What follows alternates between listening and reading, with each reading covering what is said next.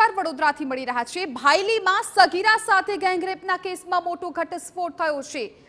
Gangrape કેસમાં Vadodara crime બ્રાન્ચે 5 શખ્સોને ઝડપી પાડ્યા છે। પોલીસે 1100 સીસીટીવી ફૂટેજની તપાસ કરી છે તેવું પોલીસ કમિશનરનું નિવેદન સામે આવ્યું। મોબાઈલના આધારે આરોપીઓ પકડાયા છે તેવું પણ પોલીસ કમિશનરે કહ્યું છે। આ 5 આરોપીઓને પકડી લેવામાં આવ્યા।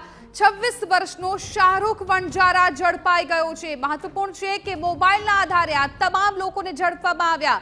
ત્યાર પછીનો આરોપી 27 વર્ષનો મુન્ના તેને પણ પકડી પાડવામાં આવ્યો।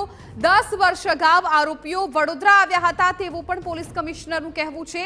આરોપીઓ ત્રણેય મૂળ ઉત્તર પ્રદેશના રહેવાસી છે। આ ત્રણેય આરોપીઓ ઉત્તર પ્રદેશના હોવાની જાણકારી મળી રહી છે। 36 વર્ષીય આરોપી અલ્તાફ પણ પોલીસના સકંજામાં આવી ગયો છે। આધુનિક ટેકનોલોજીનો ઉપયોગ કરી આરોપીઓને ઝડપી લેવામાં આવ્યા છે। ખાસ તો મોબાઈલ દ્વારા આરોપીઓ પકડાઈ ગયા છે। મોબાઈલના ડેટાના સીડીઆરના આધારે આરોપીઓ છે તેની ધરપકડ થઈ છે। વડોદરા ભાયલીમાં સગીરા સાથે ગેંગરેપના કેસમાં એક મોટો ઘટસ્ફોટ સામે આવ્યો છે કે જેમાં આરોપીઓ ઝડપાયા છે। પોલીસે 1100 સીસીટીવી ફૂટેજની તપાસ કરી હતી અને ત્યારબાદ આ આરોપીઓ છે એ સકંજામાં આવી ગયા છે। આ ત્રણેય જે આરોપીઓ છે એ ઉત્તર પ્રદેશના હોવાની પણ જાણકારી મળી છે। એક આરોપી 26 વર્ષનો છે, એક 27 વર્ષનો છે અને એક 35 વર્ષ કરતાં પણ વધારે ઉંમરનો આરોપી છે। આ ત્રણેય આરોપીઓ ઉત્તર પ્રદેશના વતની હોવાનું સામે આવ્યું છે। ત્રણેય વિધર્મી આરોપીઓ 10 વર્ષ અગાઉ આરોપીઓ છે વડોદરા આવ્યા હતા। 10 વર્ષથી તેઓ વડોદરામાં રહેતા હતા। મૂળ ઉત્તર પ્રદેશના છે અને ત્રણેય આરોપીઓ છે તેને પકડી પાડવામાં આવ્યા છે। કુલ 5 આરોપીઓ આ કેસમાં પોલીસના સકંજામાં આવી ચૂક્યા છે અને આવા તમામ લોકોની પૂછપરછ કરવામાં આવશે।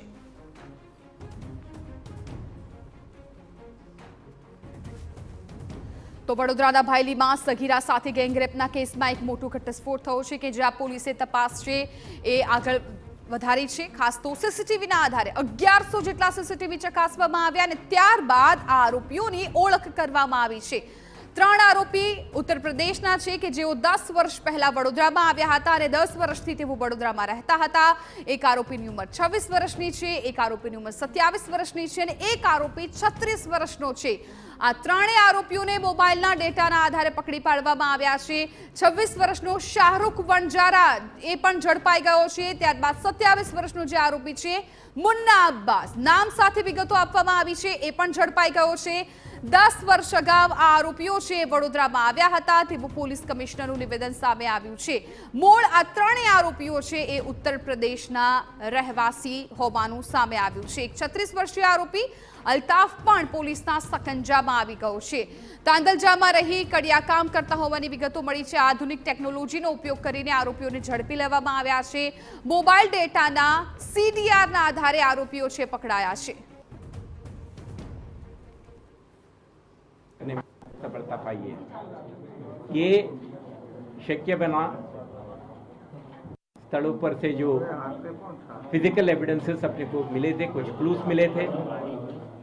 विक्टिम का मोबाइल फोन आरोपी ने लिया था, उसके बाद एक कॉल हुई थी उसमें, उसके टेक्निकल विश्लेषण में काफ़ी डिटेल्स अपने को मिल पाया और इनका जो टेक्निकल एनालिसिस में जिस रूट में इनका मूवमेंट था उस समग्र रूट पे जो सीसीटीवी कैमरा फुटेजेस लेके हमने विश्लेषण किया था।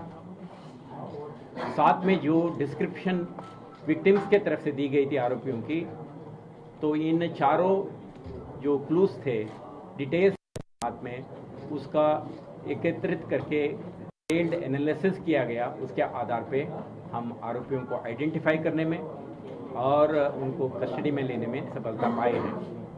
ये एक अच्छा उदाहरण है कि मॉडर्न टेक्नोलॉजी का उपयोग का, इंटर डिस्ट्रिक्ट पुलिस का कोऑर्डिनेशन का और अपना वुमेन सेफ्टी एंड सिक्योरिटी के लिए जो गुजरात पुलिस और शहर पुलिस की कमिटमेंट का।